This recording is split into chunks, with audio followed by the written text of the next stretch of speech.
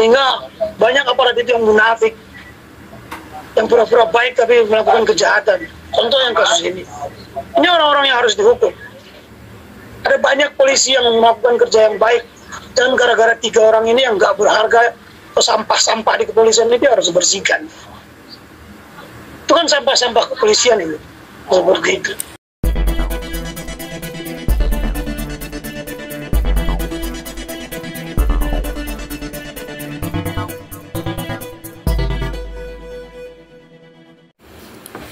Hai, baik, kembali lagi tentunya bersama Koko Cirebon Official, dan kali ini tentunya kita akan menelpon seseorang sosok ya mungkin bisa dinyatakan ini seseorang filsafat yang luar biasa sekali tentunya, yang nanti kita telepon dan kita berbincang-bincang tentang kasus seputaran kasus Vina ya teman-teman ya.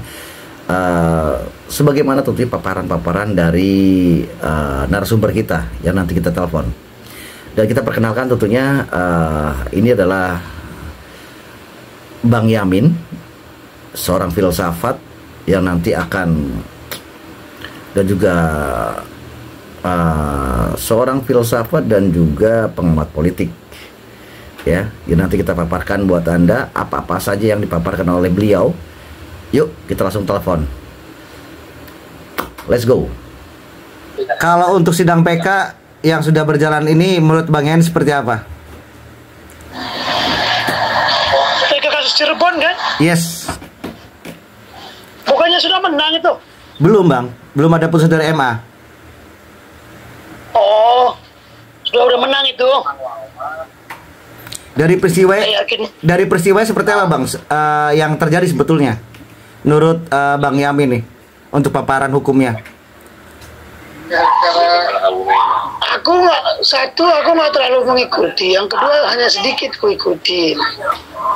Pada dasarnya begini ya, di pengadilan itu lebih menunjukkan bentuk kejahatan-kejahatan yang dilakukan kepolisian. Intimidasi, kekerasan, pemukulan, dan seterusnya. Lalu dalam pembuktiannya banyak pihak-pihak yang seharusnya memberikan keterangan untuk kepentingan 7 orang itu tidak digunakan oleh hakim sebagai dasar pertimbangan. Yang kedua, banyak saksi-saksi yang nggak didatangkan, itu aja sih. Jadi bentuk-bentuk yang dilakukan kejaksaan juga dalam menuntut itu banyak banget. Itu aja sih yang aku dapat, Mas Koko. Terus dengan persidangan bahwa jaksa bersikeras bahwa ini adalah seolah-olah ini adalah pembunuhan, bukan apa yang dipaparkan oleh 7 terpidana melalui kuasa hukum dari Pradi, Bang Yamin. Iya, jaksa sih ngomong begitu, menyampaikan itu pembunuhan, nggak ada soal. Satu, mereka sudah terlanjur, sudah ada putusan kan gitu ya. Konsep awalnya seperti itu. Yang kedua, bila mereka mengatakan itu pembunuhan, PK itu kembali lagi kepada dasar putusan yang sudah ada. Bagaimana banyak hal-hal yang dikesampingkan, termasuk kejaksaan banyak menyampingkan. Itu yang, jadi kalau mereka mengatakan itu pembunuhan, ya mereka buktikan aja sebenarnya. Mereka tunjukkan aja. Tapi kan kita tidak melihat itu. Itu sih Mas Koko. Bang Yamin, seandainya memang PK 8 terpidana dikabulkan, bahwa dimenangkan oleh 7 terpidana dan dimenangkan oleh kuasa hukum Pradi, kedepannya akan seperti apa? Akibat dan sebabnya, akibat yang dilakukan oleh Pak R ini yang sudah merangkai atau memang ini diduga merangkai peristiwanya, akan terjadi seperti apa Bang? Ya, saya masih konsisten dengan ucapan saya terdahulu. Apa yang dilakukan itu adalah kejahatan, bukan pelanggaran. Tentunya pelanggaran itu kan adalah kejahatan dalam hukum pidana buku ketiga. Namun pelanggaran itu juga harus dibagi dua. Satu, memang bentuk pelanggaran yang jatuhnya kepada sanksi-sanksi etik. Yang kedua, pelanggaran berkaitan dengan kejahatan. Contoh pemukulan, disiksa. Itu penganiayaan, itu kejahatan.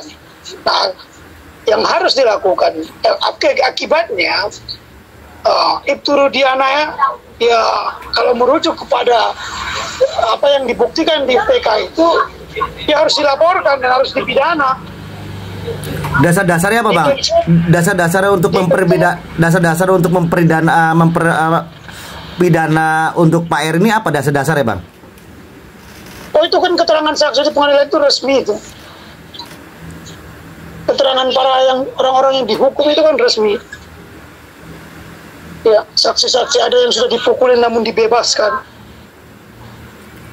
Dan itu kan masalah itu. Nah, pertanggungjawaban hukumnya di sana. Itu mungkin menurut saya.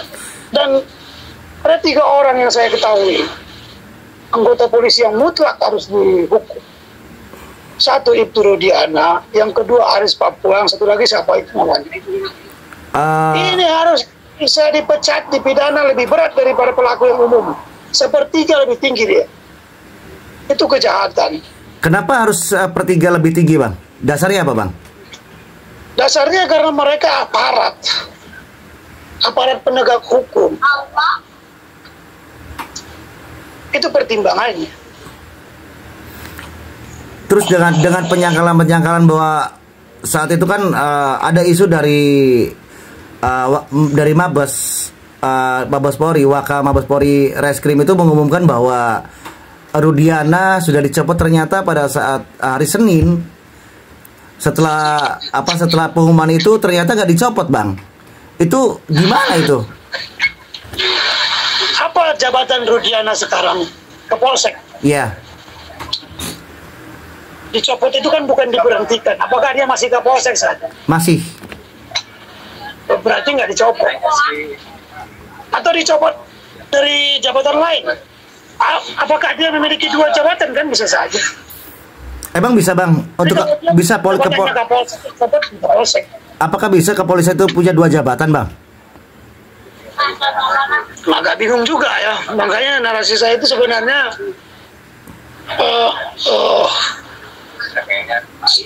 siapa tahu ada jabatan barunya Rudiana 2 ya kan, karena dia sakti atau apa gitu.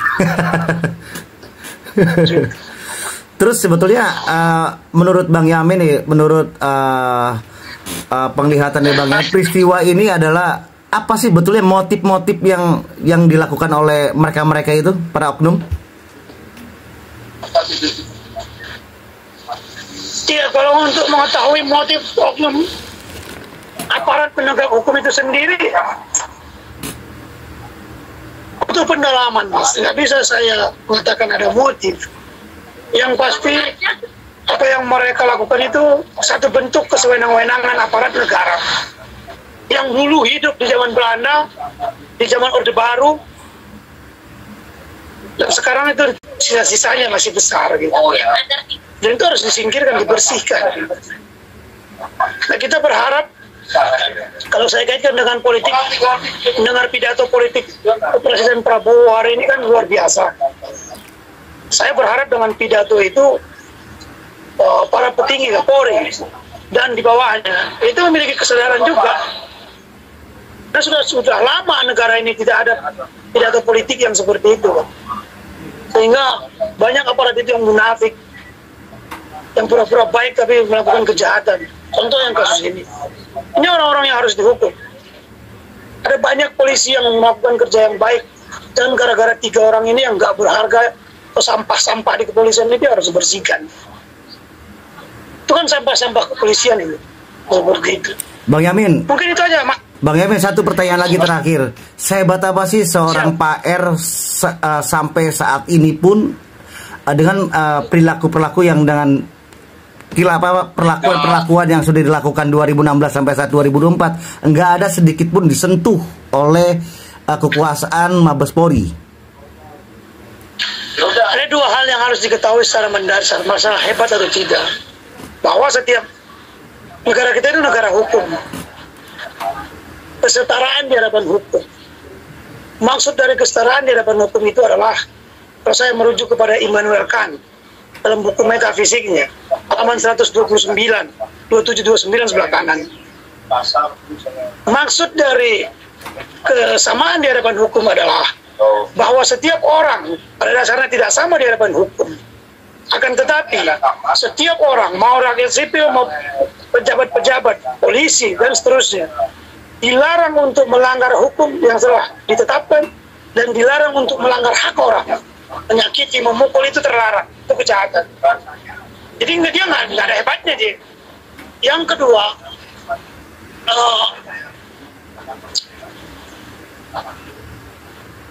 kita netizen ini harus mendorong adanya tindakan tegas.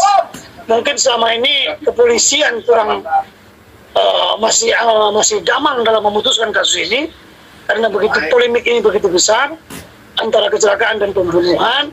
Di pasca putusan Mahkamah Konstitusi, Mahkamah Agung yang berkaitan dengan PK itu, ya mungkin akan ada ketegasan dari pihak kepolisian. Itu aja, Mas. Bang, dulu pernah sempat dengarkan Mabes Polri membuat tim pencari fakta. Apa dasar? Dan faktanya sampai sekarang tim pencari fakta itu belum ada fakta yang baru ditemukan. Kenapa dasarnya, Bang? Belum ada lapor. Ya mungkin menunggu putusan ini kayaknya, Mas. Ya, dasarnya apa ketika itu menunggu putusan ini sedangkan ini proses PK sudah kelar dan masyarakat pun menggebu-gebu? Apa sih penemuan-penemuan langsung dari tim pencari fakta yang selama ini dia sudah turun ke Cirebon selama 2 bulan lebih, Bang? Iya, mengingat kasus ini kan sudah sangat lama, 8 tahun. Jadi mencari fakta kejahatan 8 tahun itu akan sangat sulit.